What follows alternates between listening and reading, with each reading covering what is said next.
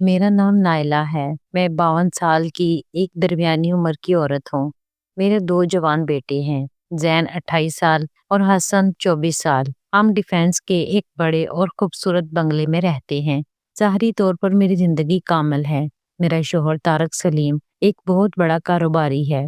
हमारे पास हर तरह की सहूलत है और हम मौजूद ख़ानदान के तौर पर जाने जाते हैं। लेकिन हकीकत ये है कि मैं एक सुनहरी पिंजरे में कैदी हूँ। तारक हमेशा मसरूफ रहता है। कारोबारी सफर, मीटिंग्स, क्लाइंट्स, घर में उसकी मौजूदगी सिर्फ रस्मी होती है। हमारे दरमियान 20 साल से सिर्फ रस्मी बातें हैं। मेरे बेटे अपनी जिंदगियों में मसरूफ हैं। जैन बाब के कारोबार में हाथ बटाता है और हसन बैरून मुल्क पढ़ रहा है। मेरी जिंदगी सुबह की चाय, क्लब की मीटिंग, शॉपिंग और घर के कामों तक महदूद है। मैंने अपने जज्बात को इतना दबा लिया है कि बाज़ औक़ात मुझे लगता है कि मैं एक रोबोट बन गई हूँ। एक शाम जैन अपने दोस्त कामी को घर लाया। अम्मी, ये हमारे नए मैनेजर हैं, काफी ज़हीन हैं। बाप ने इन्हें खास तौर पर हायर किया है। कामी ने अदब से सलाम किया। अस्सलाम वालेकुम नाहिला आंटी। मैंने इसे देखा। तकरीबन 30 साल का कदावर, साफ सुथरा, पुरएतमाद, लेकिन अदब के साथ उसकी आंखों में एक अजीब सी गहराई थी। वालेकुम अस्सलाम बेटा, खुश आमदीद। उस दिन के बाद कामी अक्सर घर आने लगा, बाज़ औक़ात जैन के साथ कारोबारी मामलात पर बात करने, बाज़ औक़ात सिर्फ चाय पीने। मैंने महसूस किया कि वो सिर्फ जैन से नहीं, मुझसे भी बात करने का मौका ढूंढता है। एक दिन जब जहन बाहर गया हुआ था, कामी ने मेरे साथ बैठकर कहा, नाइला आंटी, आपका घर और घर का इंतजाम देखकर हैरान रह जाता हूँ। हर चीज अपनी जगह पर, हर काम वक्त पर। मैं मुस्कुरा दी। ये तो हमारा काम है बेटा। नहीं, ये सिर्फ काम नहीं है, उसने संजीदगी से कहा। ये काट है और आप इसकी माहिर हैं। उसकी बातों में एक ऐसी मुखलसी थी जो मैंने बरसों में किसी में नहीं देखी थी। 6 माह गुजर गए। कामी हमारे घर का तकरीबन बाकायदा फर्द बन चुका था। तारक भी उसे पसंद करता था क्योंकि वो कारोबार में बहुत ज़हीन था। मेरे लिए वो एक संजीदा, समझदार नौजवान था जिससे बात करके अच्छा लगता था। फिर एक दिन तारक ने अचानक कामी को नौकरी से बर्खास्त कर दिया। वजह ये बताई कि उसने एक बड़े क्लाइंट के साथ गलत रवैया इख्तियार किया। कामी अगले दिन मेरे पास आया। उसका चेहरा गुस्से से सुर्ख था। नाइला आंटी, क्या आप जानते हैं मैंने वो क्लाइंट कैसे संभाला? आपके शोहर ने खुद मुझे हदायत दी थी कि सख्त रवैया इख्तियार करूं। अब वो मुझे कुर्बान कर रहे हैं। मैं हैरान रह गई। ये कैसे हो सकता है? सियासत है आंटी। किसी और को ये पोजीशन देनी है। उसकी आंखों में चमक खतरनाक हो गई। लेकिन मैं इतना आसानी से हारने वाला नहीं हूँ। मैंने समझाने की कोशिश की। कामी, तुम जवान हो, तुम्हें दूसरी नौकरी मिल जाएगी। वो करीब आया। उसकी आवाज मध्यम हो गई लेकिन खतरनाक हो गई। नहीं नाइला आंटी, मैं सिर्फ नौकरी नहीं चाहता, मैं चाहता हूँ कि आपका शोहर मुझे वापस बुलाए, तरक्की दे और माफी मांगे। और वो ऐसा क्यों करेगा? मैंने पूछा। क्योंकि आप उसे मजबूर करें। मैंने हैरत से उसे देखा। मैं कैसे? कामी ने एक गहरी सांस ली। नाइला आंटी, मैं 6 माह से आपको देख रहा हूँ। आपकी तन्हाई, आपकी ख्वाहिशात, आपकी महरूमियाँ। आप एक सुनहरी पिंजरे में रहने वाली परिंदे की तरह हैं। मैं शर्मिंदा हो गई। ये मुनासिब बात नहीं। मैं आपसे एक मुआहदा करना चाहता हूँ। उसने बेरहमी से कहा, आप मेरे साथ वो ताल्लुक कायम करें जो आप अपने शोहर से नहीं कर पाते। एक खामोश पोशीदा ताल्लुक, और बदले में मैं आपके खानदान की इज्जत को बचाऊंगा। मैंने गुस्से से कहा, तुम पागल हो? मैं तुम्हारी आंटी हूँ, जैन की माँ हूँ। जैन, उसने मुस्कुरा कर कहा। जैन मुझे अपना बड़ा भाई समझता है। वो मेरी इज्जत करता है। क्या आप चाहती हैं कि वो जाने कि उसकी माँ ने उसके दोस्त को कैसे रद्द किया? और अगर उसे पता चल गया कि आपने मुझे कैसे अपनी तरफ माइल होने दिया? मैंने महसूस किया जैसे जमीन मेरे पैरों तले से खिसक रही हो। तुमने मंसूबा बनाया था। हर चीज का मंसूबा होता है नाइला आंटी, उसने सर्द मुस्कुराहट के साथ कहा। मैंने आपको पहली नजर में देखा और जान लिया कि आप वो हैं जिनकी मुझे जरूरत है। आप खूबसूरत हैं, ज़हीन हैं और आपको समझने वाला कोई नहीं है। मैंने लरजती हुई आवाज में कहा, अगर मैंने इनकार किया तो मैं जैन को बता दूंगा कि आपने मुझे अपनी तरफ माइल करने की कोशिश की। मैं सबूत भी पेश करूंगा। मेरी ऐप पर हमारी तमाम गुफ्तगू रिकॉर्ड है। आपके शोहर को बता दूंगा। देखें आपका मुकम्मल घराना किस तरह बिखर जाता है। मैं रोने लगी। तुम शैतान हो। नहीं, मैं सिर्फ एक आदमी हूँ जो वो चाहता है उसे हासिल करना जानता है।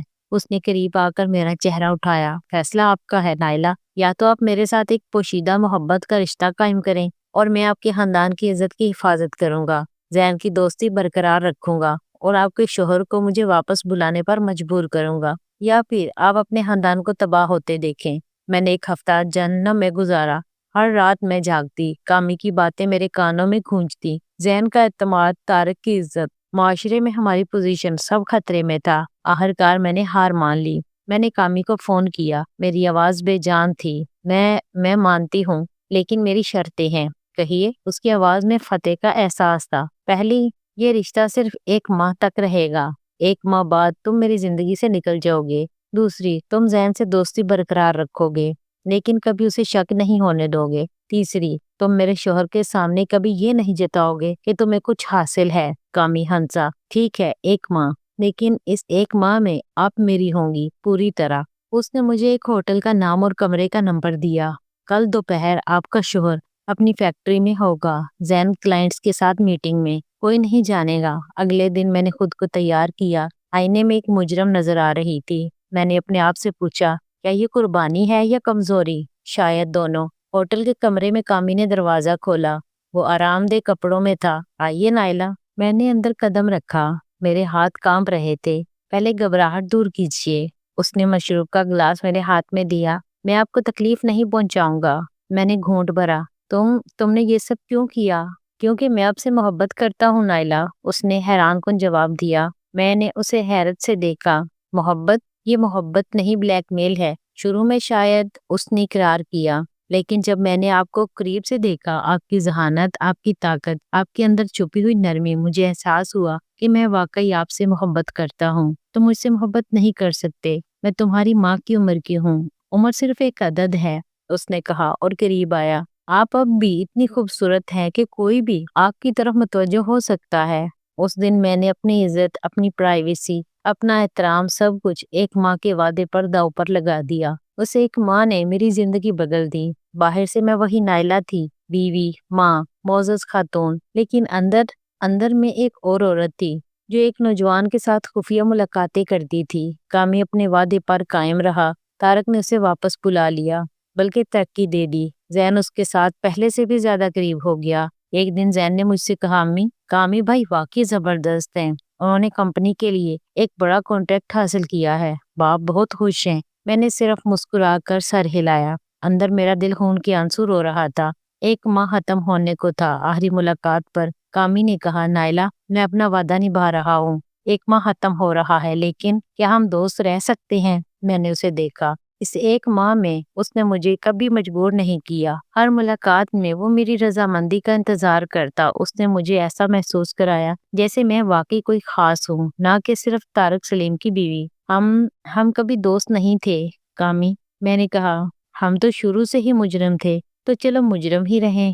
اس نے میرا ہاتھ تھاما۔ میں آپ کو چھوڑ نہیں سکتا نائلہ، تمہیں چھوڑنا ہوگا، میں نے کہا، لیکن میری آواز میں وہ مضبوطی نہیں تھی جو ہونی چاہیے تھی۔ 1 ماہ ختم ہو گیا، لیکن کامی نہیں گیا۔ وہ خاموشی سے میری زندگی میں رہا، کبھی ایک نظر، کبھی ایک مسکراہٹ، کبھی ایک چھوٹا سا نوٹ، اور میں روکنے کی کوشش کرتی، لیکن نہیں روک پاتی۔ 6 ماہ گزر گئے۔ ہمارا تعلق اب بھی جاری تھا، لیکن اب وہ مجبوری نہیں رہی تھی۔ عجیب بات یہ تھی کہ میں خود بھی اس تعلق کا انتظار کرنے لگی تھی۔ کامی میرے لیے وہ توجہ، وہ محبت لے کر آیا تھا جو میں نے برسوں سے محسوس کی تھی، لیکن پھر خطے کے اشارے ملنے لگے۔ زین نے ایک دن پوچھا، امی، آپ اور کامی بھائی اکثر الگ بات چیت کرتے رہتے ہو؟ میں نے گھبرا کر کہا، نہیں بیٹا، صرف عام باتیں۔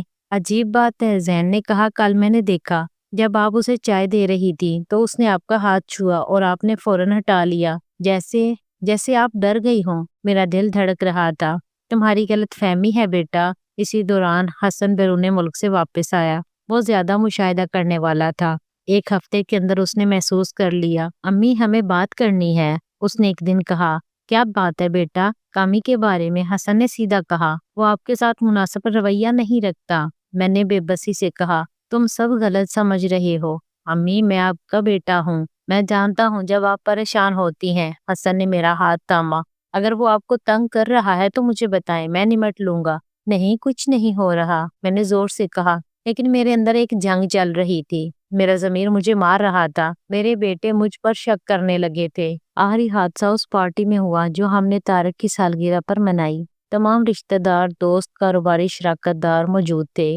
کامی بھی آیا۔ میں نے اسے نظر انداز کرنے کی کوشش کی لیکن وہ مسلسل میری طرف دیکھتا رہا۔ رات گئے جب سب جا چکے تھے، میں باورچی خانے میں برتن سمیٹ رہی تھی۔ کامی پیچھے سے آ گیا۔ آپ آج بہت خوبصورت لگ رہی ہیں۔ میں نے مڑ کر دیکھا۔ کامی برائے کرم یہاں نہیں۔ کیوں نہیں؟ اس نے قریب آ کر کہا۔ سب سو گئے ہیں۔ اتنے میں دروازہ کھلا۔ زین کھڑا تھا۔ اس کا چہرہ سفید تھا۔ امی، کامی، تم دونوں؟ میں نے کہا زین، یہ وہ نہیں ہے جو تم سمجھ رہے ہو۔ تو پھر کیا ہے؟ زین کی آواز میں درد تھا۔ میں نے سنا، میں سب سنا، کامی نے سکون سے کہا۔ زین تم سمجھو۔ خاموش، زین چیخا۔ تم نے میری ماں کے ساتھ کیا کیا؟ طارق آ گیا۔ کیا ہو رہا ہے؟ زین نے روتے ہوئے کہا۔ ابا، یہ دونوں۔ طارق نے ہم دونوں کو دیکھا۔ اس کی آنکھوں میں غصہ نہیں، صرف مایوسی تھی۔ باہر جاؤ کامی۔ کامی نے مجھے ایک نظر دیکھا اور چلا گیا۔ رات بھر گھر میں خاموشی چھائی رہی۔ صبح طارق نے مجھے اپنے سٹڈی روم میں بلایا۔ کیا یہ سچ ہے؟ اس نے سیدھا سوال کیا۔ میں نے سر جھکا لیا۔ ہاں، کیوں نائلہ؟ اس کی آواز میں حیرت تھی۔ ہماری زندگی میں تمہیں کس چیز کی کمی تھی؟ میں نے آنسوؤں کو روکتے ہوئے کہا۔ توجہ کی، محبت کی، تمہاری موجودگی کی۔ طارق خاموش ہو گیا، پھر بولا۔ میں جانتا ہوں میں ایک اچھا شوہر نہیں رہا، لیکن یہ طریقہ نہیں تھا۔ وہ مجھے بلیک میل کر رہا تھا۔ میں نے سچ بتا دیا۔ طارق کی آنکھیں چمک اٹھیں۔ کیا؟ میں نے ساری کہانی سنائی، شروع سے آخر تک۔ طارق سنتا رہا۔ جب میں خاموش ہوئی تو اس نے کہا، تمہیں مجھے بتانا چاہیے تھا۔ میں ڈرتی تھی کہ یہ سب تباہ ہو جائے گا۔ اب تباہی نہیں آئی، طارق نے کہا۔ ذہن ٹوٹ چکا ہے، حسن شرمندہ ہے، اور ہم کبھی پہلے جیسے نہیں ہو سکتے۔ کامی شہر چھوڑ گیا۔ طارق نے اسے قانونی طور پر نپٹنے کی دھمکی دی تھی۔ گھر کا ماحول بدل گیا۔ ذہن مجھ سے بات نہیں کرتا تھا۔ حسن شفقت سے پیش آتا، لیکن اس کی آنکھوں میں مایوسی تھی۔ 1 مہینے بعد طارق نے کہا، نائلہ، ہمیں علیحدہ ہو جانا چاہیے۔ میں نے سر ہلایا۔ میں جانتی تھی یہی ہوگا، لیکن ہم طلاق نہیں لیں گے۔ طارق نے کہا، معاشرے کی خاطر تم یہی رہو گی، میں دوسرے کمرے میں شفٹ ہو جاؤں گا۔ ہم ظاہر میں ایک ہی رہیں گے، لیکن اندر سے الگ۔ یہ میرے لیے سزا تھی، اور شاید میں اس کی مستحق تھی۔ ایک دن زین میرے پاس آیا۔ امی، میں تمہیں معاف نہیں کر سکتا، لیکن میں تمہیں جاننا چاہتا ہوں۔ کیوں؟ میں نے سچ کہا۔ کیونکہ میں تنہا تھی بیٹا، کیونکہ میں نے محسوس کیا کہ میں صرف ایک سجاوٹی چیز ہوں، ایک انسان نہیں، اور جب کسی نے مجھے انسان سمجھا تو میں کمزور ہو گئی۔ زین رونے لگا۔ میں تمہیں جانے دینا چاہتا ہوں اماں، لیکن مجھے تکلیف ہوتی ہے۔ مجھے بھی تکلیف ہوتی ہے بیٹا، میں نے کہا۔ ہر روز، ہر لمحہ۔ 1 سال گزر گیا۔ میں اب بھی اسی گھر میں رہتی ہوں، لیکن میں قیدی ہوں، اپنے گناہوں کی، اپنی کمزوریوں کی، اپنے ماضی کی۔ ایک دن میں نے کامی کا خط پایا۔ اس نے لکھا تھا، پیاری نائلہ، میں تم سے معافی مانگتا ہوں۔ میں نے تمہاری زندگی تباہ کی۔ میں نے شروع میں تمہیں صرف ایک چیلنج سمجھا، لیکن پھر میں تمہارے اندر کی عورت سے پیار کرنے لگا۔ میں جان گیا ہوں کہ محبت قبضہ کرنے کا نام نہیں ہے، محبت آزاد کرنے کا نام ہے۔ میں تمہیں آزاد کرتا ہوں۔ تم ہمیشہ میری یادوں میں ایک خوبصورت خواب رہو گی۔ میں نے خط پڑھا اور پھاڑ دیا۔ خواب ٹوٹ چکے تھے، حقیقت باقی تھی۔ آج میں اپنی بالکنی میں بیٹھی ہوں، سامنے وہی سنہرا پنجرا ہے، لیکن اب میں جانتی ہوں کہ اصل پنجرا میرے اندر ہے، خوف کا، روایات کا، دکھاوے کا۔ شاید اب میں اسے توڑ سکتی ہوں، شاید اب میں اپنے آپ کو آزاد کر سکتی ہوں۔ پردے کے پیچھے کی زندگی ختم ہو چکی ہے۔ اب وقت ہے اصلی زندگی شروع کرنے کا، چاہے وہ کتنی ہی دردناک کیوں نہ ہو۔ پیارے دوستو، یہ کہانی ان لوگوں کے لیے ہے جو دکھاوے کی زندگی گزارتی ہیں۔ حقیقی خوشی بیرونی چمک دمک میں نہیں، اندرونی سکون میں ہے۔ اگر کہانی اچھی لگی ہو تو کمنٹس میں ضرور بتائیں۔ اپنا خیال رکھیں۔